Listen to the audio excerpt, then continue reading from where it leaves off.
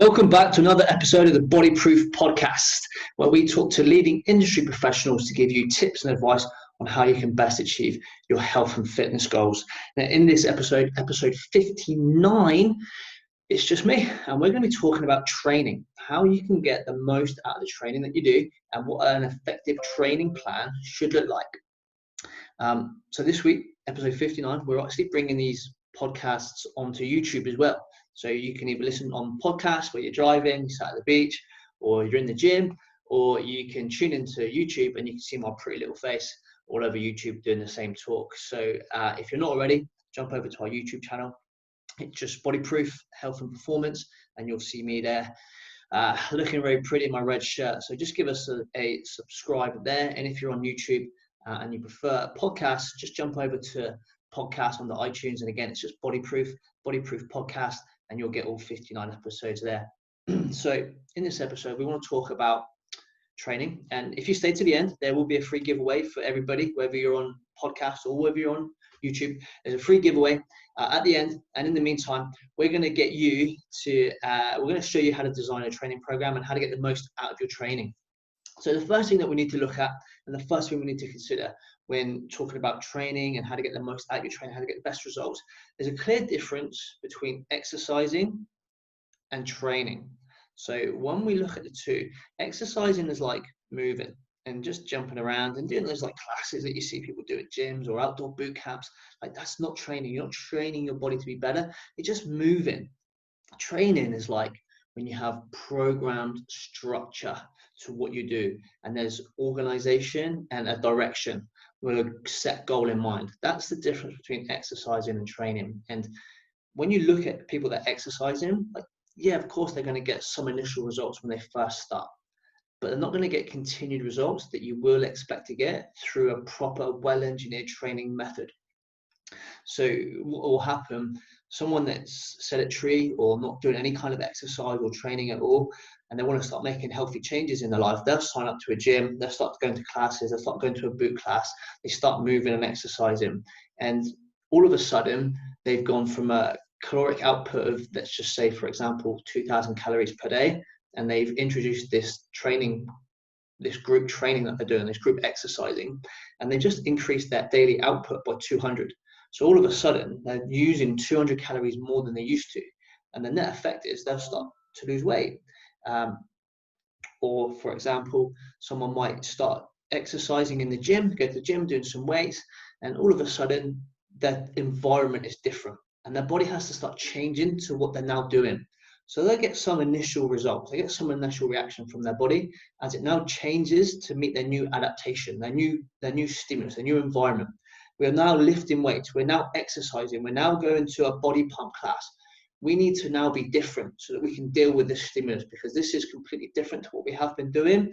And we now need to be able and capable of matching this new stimulus. So we need to change. We need to grow a little bit of muscle, lose a little bit of fat, and now we can become stronger and better.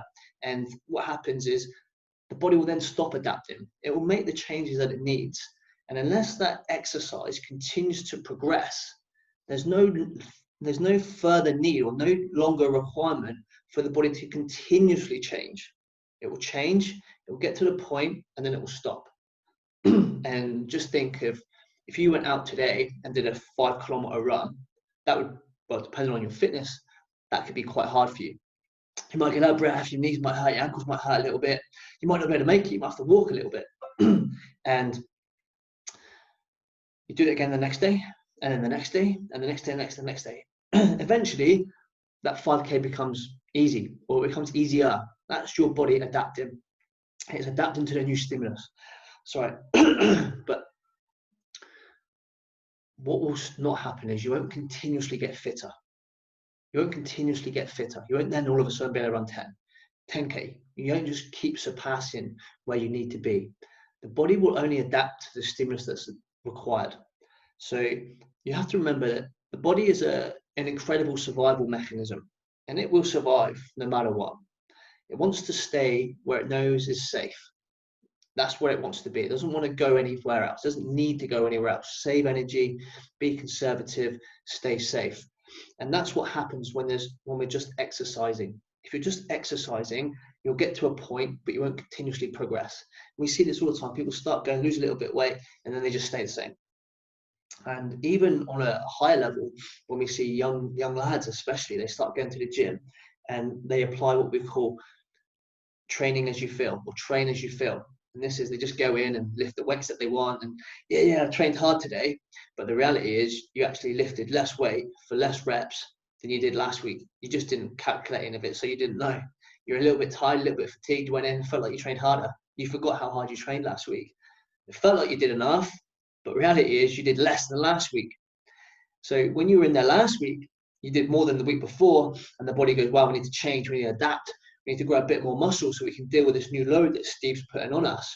And then the week after, if you haven't recorded what you've done, you can't go in and do a little bit less. The body goes, well, we don't actually need that muscle that we grew last week, so let's just put that to better use. Or let's just conserve energy and not grow any more muscle. So all of a sudden, you've lost your hard work and you don't continuously move forward. And that's what we want as individuals. We want to make sure we're going to the gym and getting the best results we possibly can from the work that we do. So that's the difference between training and exercising. And that's why it's so important to follow a well-engineered training program. Now, you're all thinking, yeah, that's great, Steve, but what does a good training program look like? And the answer is there isn't really a set way. No one can say this training method's better for fat loss. You do high intensity interval, that's better for fat loss. You do heavy weights or do high volume. That's just not the case. There's so many factors that will influence the outcome of the training that you do. You cannot say that just one method is better than any others. But what we can say is there are 3 building blocks to good training that will result in adaptation. The first pillar, mechanical tension, taking a muscle through its full range of motion with resistance. So if you think of a bicep curl, that's going from your arms fully straight with a load or a weight, dumbbell or a barbell, all the way up until your fists are up in front of your face. That's the full range of motion. That is the length, that is the movement, the full movement that arm or that muscle can go through. If we do that with weight, that creates mechanical tension.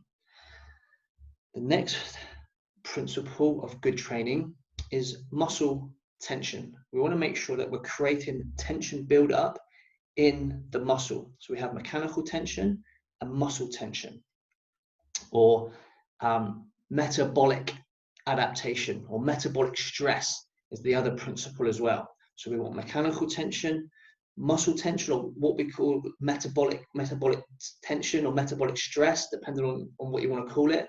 And then the last one is muscle fiber breakdown.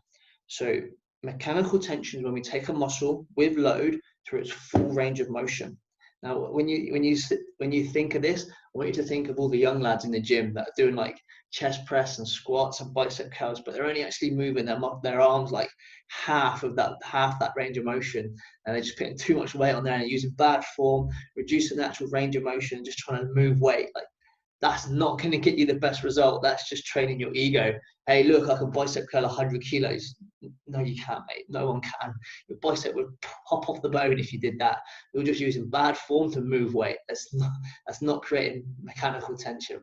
And then there's muscle tension or metabolic stress or metabolic tension, however you want to look at it. It's when we build tension in the muscles. When you're training, and you feel like your muscles are going to pop out of your skin, that's mechanical tension or metabolic stress.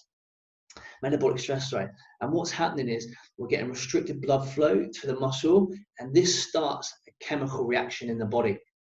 And it's the chemical reaction it stimulates what we call mTOR production. It's a cascade of chemical pathways that get pumped around the body and signal for muscle growth to occur.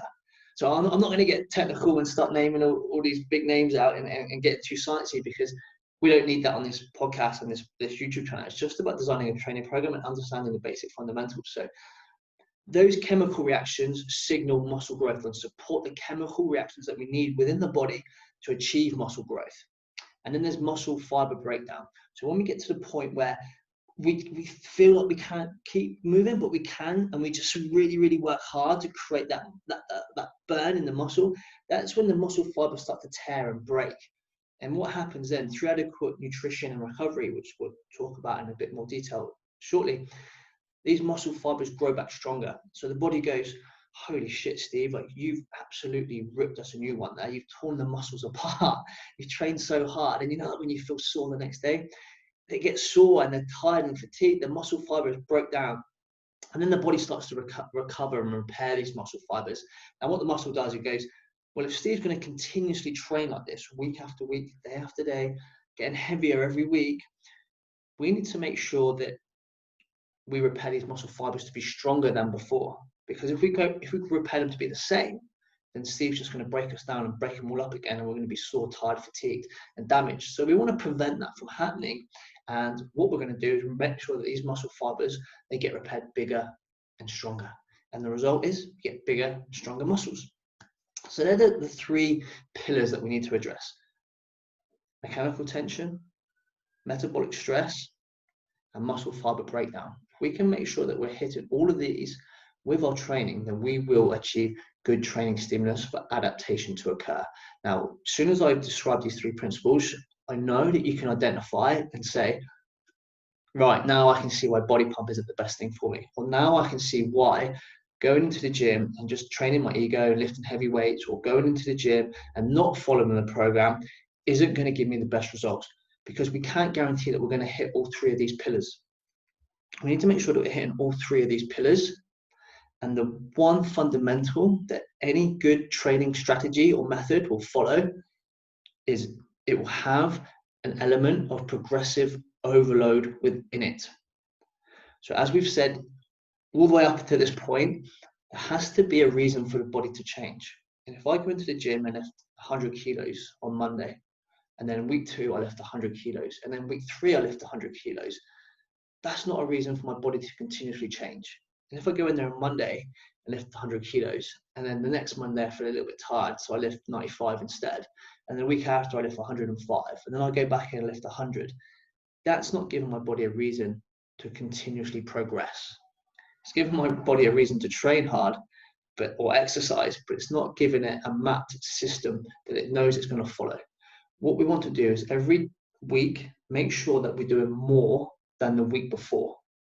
So if you go in there and do 100 kilos for 3 sets of 10, the next week you need to go in there and do 4 sets of 10 at 100 or 3 sets of 10 at 105. There has to be some progressive element. There has to be an air of progressive overload to your training method for you to get continuous adaptation. If you go in there and just do the same, or you're up and down, the body doesn't know what it's going to do, doesn't know what it needs to do, and it just won't change. You got to think of your body. This is what I always say. Think of your body as like the world's smartest baby. It's like it will outsmart you and just do the basic things unless you tell it exactly what you want it to do. Just map everything out. I want you to get bigger. I want you to get stronger. I want you to get bigger. I want you to get stronger. Every single week, and your body will start to follow those patterns. Now, what we say to our clients is we want you to get that progressive overload week after week. Every week we want you to get a little bit stronger. But if you can't do that every single week, just maintaining is okay. It's okay, it's not great. But look to try and control one of the other variables. If you can't increase the weight, can you increase the reps? Can you increase the volume? The amount of sets that you do? Can you reduce your rest period? There has to be some sort of area of progression. And you might not be able to progress every single lift. You might be doing 7 different exercises. But as long as there's some area of progression, like the more you can do it, the better for you. Like some of my best clients, they've just managed to get that continuous progression every single week for a consistent basis. And their body just responds so well to it. So that's the 3 pillars and the number 1 fundamental for creating stimulus for adaptation. But no adaptation will occur, no muscle growth will occur, no fat loss will occur unless you're getting your nutrition and your recovery profile sorted as well. That's the stimulus for adaptation. But there's also a process, what we call the general adaptation process, that then supports those changes to occur. So people always think more training stimulus, more results, but they forget this thing called the general adaptation process that links the two. So the more stimulus that you create, the more general adaptation process you have to enable the adaptation to occur. More stimulus with less general adaptation process just means that there isn't an adequate pathway for the body to go through to receive the adaptations that you hope in. And what happens is you just create a fatigue debt. Too much stimulus, not enough recovery equals no results. You're just you're going down a different pathway. You're ending up in a fatigue debt. So if you create more stimulus, there has to be adequate the general adaptation process to match. And then we can get the bigger adaptation as well. So if you train more and you do more, you have to rest, recover, and fuel your body in the right way. This is probably stuff for another podcast when we talk about recovery and nutrition. If you've been listening to the other 58 episodes, you'll have a good idea of what good nutrition looks like, because we always talk about it. But basically, if you train hard, but you don't fuel your recovery and your adaptation correctly, you just won't get results. Your body can't just grow muscle fiber out of anywhere. It's not like magic.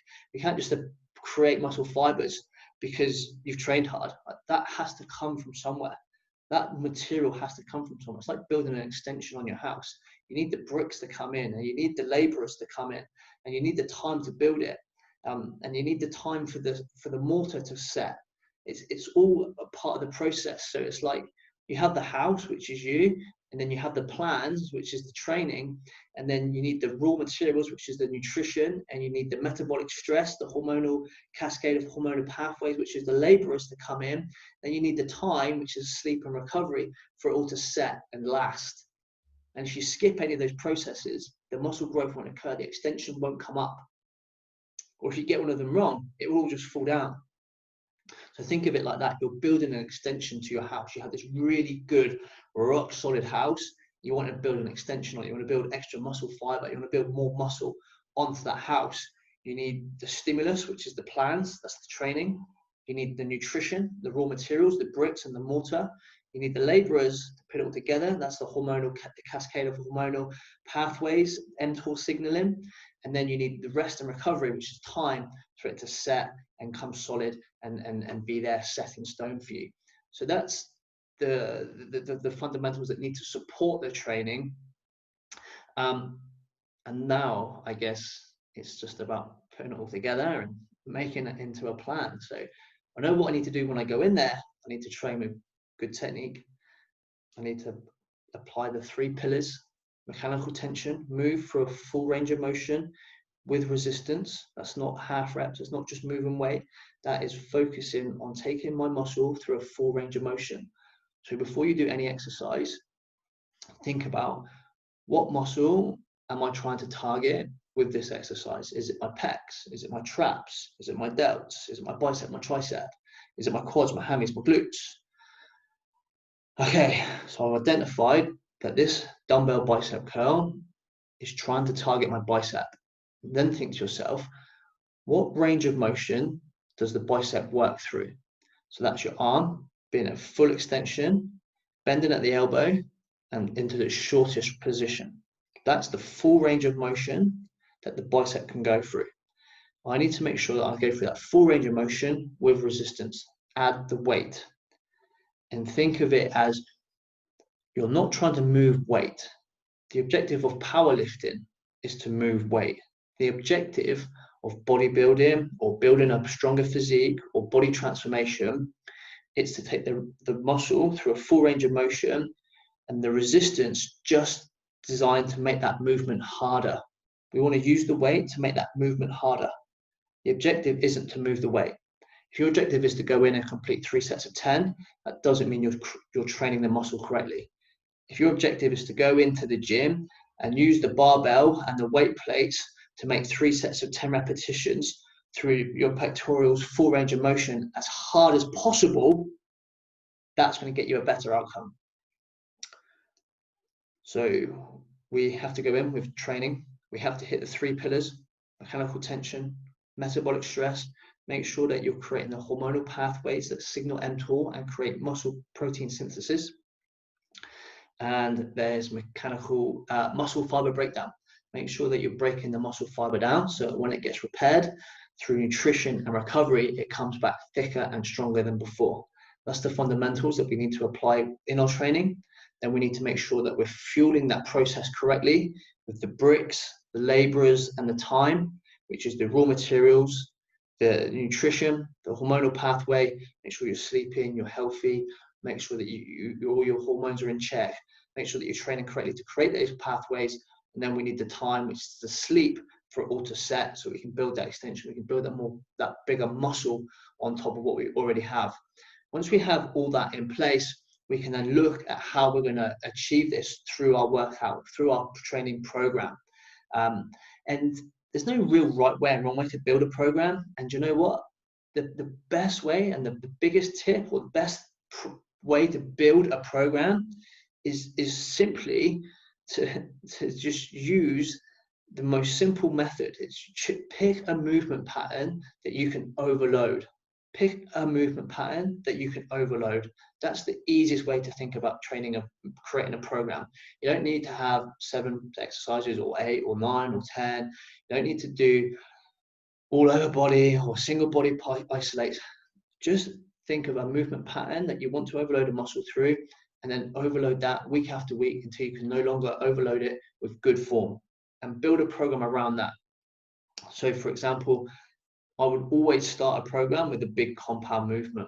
So you might look at squat, deadlift, bench press, shoulder press, a Romanian deadlift. You could even qualify that in there, a clean and press, depending on your objective to training. But start with a big compound movement. A compound movement is where your body hinges at 2 different hinge points. So it's not just one single joint moving, it's 2 or more. So a squat is knee, ankle, hip. A deadlift, knee, ankle, hip. Bench press is shoulders and elbows. So a big compound movement is 2 or more joints. Start with one of those. That's going to get you the biggest load. You're able to move the biggest amount of weight for that exercise and target the most muscles and build the most amount of tension. And from there, you can then sort of do smaller movements afterwards. But you can also just stick to one. Like, as long as you're applying those principles and that fundamental of progressive overload, the rest of the detail is pretty insignificant how you achieve that. You can achieve that through different exercises, different reps and sets. You don't need to. An example of a good program that I would create and I would do would be multiple muscles per day, each muscle group getting stimulated or hit multiple times per week. So I think back in the 70s, 60s, 70s, 80s, when Arnold Schwarzenegger was big in bodybuilding, he would train chest for 3 hours on a Monday. Then he'd train shoulders for 3 hours on a Tuesday, legs for 3 hours on a Wednesday. And he looked amazing. He won Mr. Olympia, Mr. Universe. He was the guy. Everybody thought, I want to look like Arnold Schwarzenegger, so I'm going to train like him. But what we forget is we're not Arnold Schwarzenegger. None of us are. None of us have the genetic profile that he does. None of us are going to respond the way that he does. And regardless, he was using performance enhancing supplements to support those results. And for the majority of the listeners here, we're not doing that. So through science and through time, we now understand that training a muscle once per week isn't going to get us the best results. What will happen is you'll train chest on a Monday, and we recover, we fuel it, we rest, we recover, we get that adaptation, and we grow a little bit of muscle fiber on our chest. Our body's recovering and repairing and growing this on Monday, Tuesday, Wednesday, and then Thursday, Friday, Saturday, Sunday, the body's like, well, we haven't actually used our pecs, and now Steve's stimulating our calves and quads. We can take that muscle fiber, those cells, those protein cells, and actually transfer them down to the calves and the quads because they need them to recover today. So let's do that. And you lose a little bit of your gains that you make. So by training and stimulating a muscle multiple times per week, we don't give the body the chance to do that. Train a little bit of chest on Monday, a little bit of chest on Wednesday, a little bit of chest on Friday. Then we're making sure that we're maintaining those results long term throughout the week, and we're able to keep going up rather than going up, up, up, down, up, up, down, up, up, down. It just means we get a better overall result. And also, when you're 37 like me, it's pretty hard to do 45 or 60 minutes of solid chest. It's just hard work on the joints and starts hurting, pick up injuries. It's just too much. So multiple muscles per day. Each muscle gets stimulated multiple times per week. And that's the best training way. That some other key tips to apply and think about when you are training. I could map it all out for you right now, what a training plan would look like, but that is part of the free giveaway that I asked you to stay on for. If you stay to the end, there is a free program that you can upload. If you're on YouTube, it's in the comments, so just click down there. There's a link. You can get that free program. You can take that away, start using that today. And if you're on iTunes, then just email me, which is teambodyproof@hotmail.com. Just email me saying free program. I'll send you a 14-day program. Everything's mapped out, exactly what I would do if I was coaching you. It's a generic program. Obviously, I can't personalize it to everybody because that would just take me for ages. We gave away over 400 plans last year. We've given away 398 free programs so far this year. We love giving those out, and we give them out for free because we don't think there's much value in a plan. The value comes from coaching, and that's time from me working with you on a one-to-one basis to understand what it is that's been holding you back up until this point. You can upload a training plan for free off the internet. You can upload a diet plan for free off the internet. So there's no value in that. Obviously, our plans that are personalized are better than the generic ones that are personalized. We have a high level of experience and skill. So there's value in those, and they're great. But the real value comes in us coaching you to help you work towards your goal. And that's what we do with our one-to-one clients. If it's something you've been thinking about, if you want a bit of coaching, if you want your nutrition and your training personalized, if you want help to overcome the hurdles that have been holding you back so far in your health and fitness journey, reach out, email me, Facebook me, Stephen Arnold, Team Body Proof. We can talk about the options, get you into our program. We love helping people. We love seeing people succeed. So come and join us. We got hundreds of clients, 10 different countries, all over the world. We're doing great. Our clients are doing great. We love it. We love you. Thanks for listening. I know your time is precious. My time is precious. So your time and you giving your time to me to listen to this means a lot to me. I hope I haven't wasted it. I hope you've enjoyed this.